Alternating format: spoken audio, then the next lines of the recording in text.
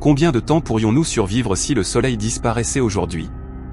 Et que se passerait-il dans les heures, les jours et les semaines à venir? Le chaos dans le système solaire. Si le Soleil disparaissait soudainement, la Terre continuerait à se déplacer en ligne droite, tangente à la trajectoire qu'elle suivait à l'origine, lorsque le Soleil exerçait sa gravité. Vous ne sentiriez aucune différence, car la gravité sur Terre est toujours intacte. Mais tous les objets gravitationnellement liés dans le ciel, planètes, lunes, astéroïdes, comètes, roches, poussières spatiales et autres corps célestes, commenceraient à s'éloigner de leur trajectoire habituelle à peu près au même moment. Les planètes rebelles pourraient entrer en collision avec des milliers d'autres corps géants, ce qui pourrait conduire à la destruction et au chaos, du moins à long terme.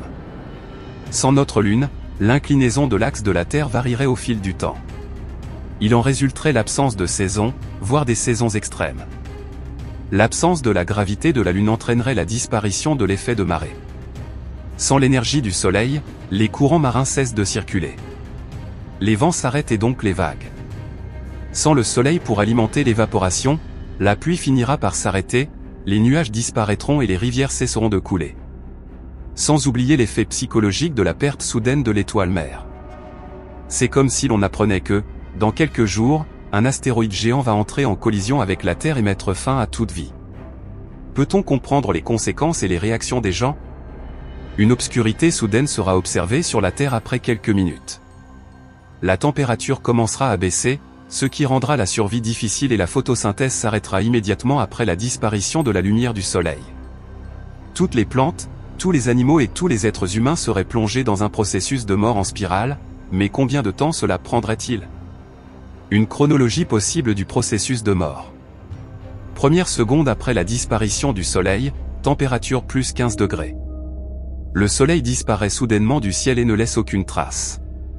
Comme les ondes gravitationnelles, telles qu'elles sont décrites dans la théorie de la relativité générale d'Einstein, 1915, se déplacent à la même vitesse que les ondes lumineuses, il nous faudra plusieurs minutes pour en percevoir les effets.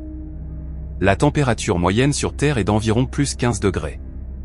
8 minutes après la disparition du Soleil, température plus 15 degrés. Le champ de force gravitationnelle frappe la Terre en même temps que la dernière lumière de l'étoile disparue. L'absence instantanée de la force gravitationnelle du Soleil va projeter la Terre en ligne droite, tangente à l'orbite.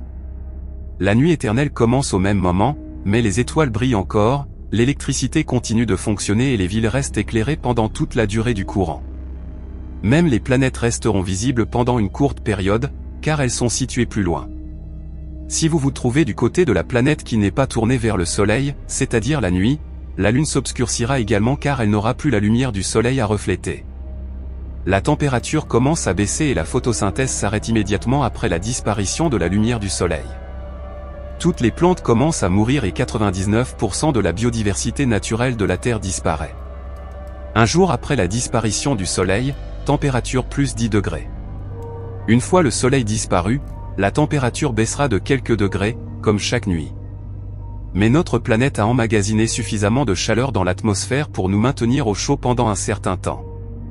La baisse de température serait moins importante et moins brutale que le passage à la quasi-obscurité. Les étoiles continueraient à briller, l'électricité fonctionnerait encore et les villes resteraient éclairées aussi longtemps que l'énergie durerait. Mais la lumière de toutes les planètes a disparu du ciel. À ce moment-là, les effets psychologiques ont frappé tout le monde. Le Soleil est parti et ne reviendra pas. La panique et le chaos se répandent beaucoup plus rapidement que les effets réels de la disparition du Soleil. Une semaine après la disparition du Soleil, température moins 10 degrés. La plupart des petites plantes meurent en quelques jours et la température continue de baisser. Les arbres, en revanche, peuvent survivre pendant des décennies. La Terre elle-même serait malade à cause du changement soudain de température et de terribles blizzards ravageraient le monde.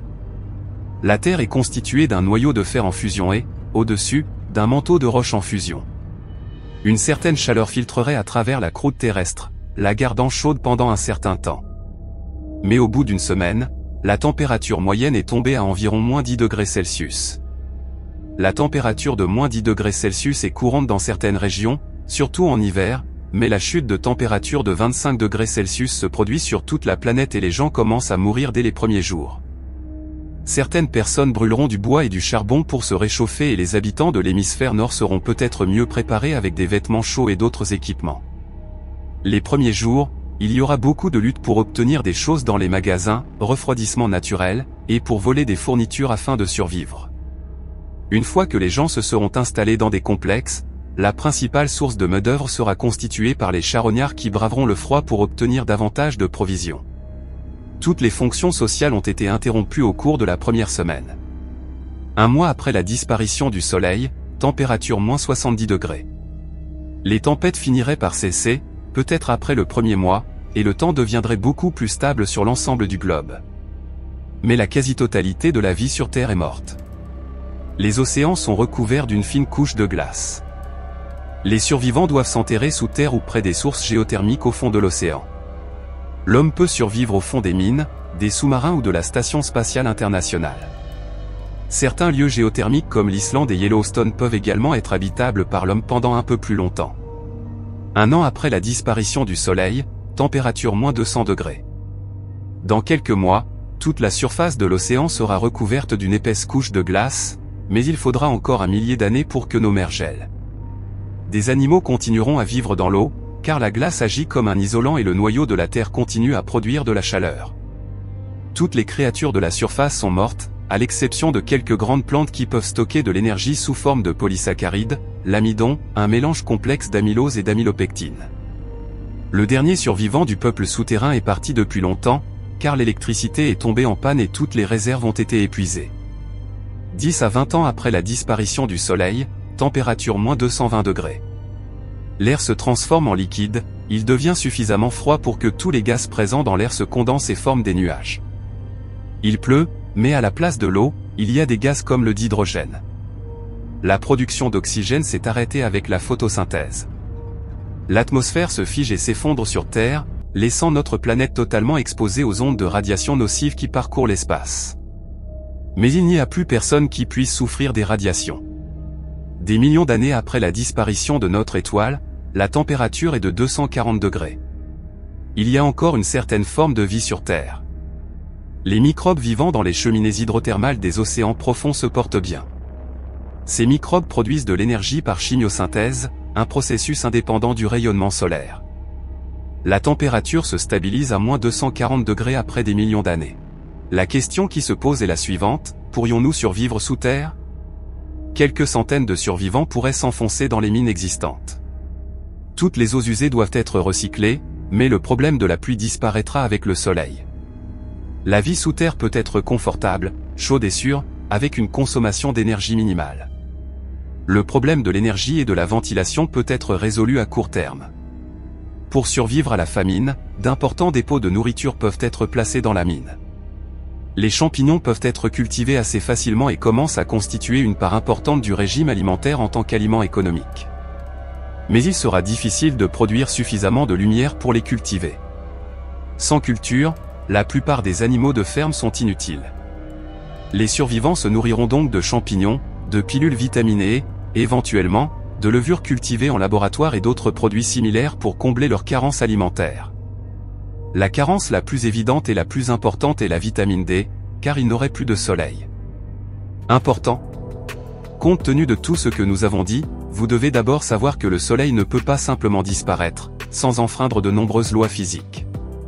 Lorsque vous utilisez votre hypothèse avec quelque chose qui n'est pas possible compte tenu des lois de la physique, vous devez également utiliser votre imagination pour choisir les autres lois de la physique que vous souhaitez utiliser, modifier ou ignorer.